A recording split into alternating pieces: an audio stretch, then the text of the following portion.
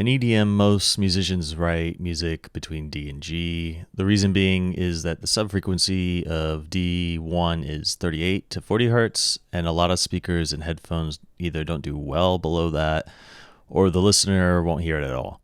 So if you're about to listen on a phone, for example, you'll only hear the 65 hertz range of that C sharp, which is too high for electronic music. The main things this will affect are your sub bass and your kicks.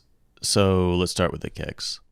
The first thing to note is that the subfrequencies take up the most space, which will affect the perceived loudness or the LUFS, allowing it to compete in modern day EDM. And here we can see a representation of that. This is a kick created in Kick 2. This is raw after it's been rendered. And if you have speakers or headphones that can play those lower frequencies, you can hear a sound that's not too appeasing. It's a bit of a rumble.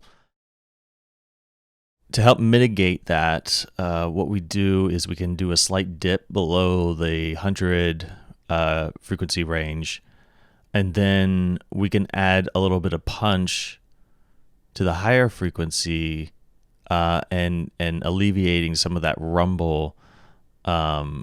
We can include like a transient shaper with some attack and high speed to give it more of a snappier sound. So for the sub, ideally you would have a sine wave that plays the harmonics of C sharp to C sharp 2, etc.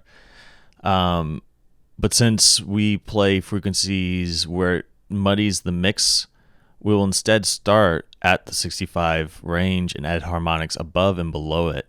That way it can retain its fullness of and help with that perceived loudness without sounding like doo-doo.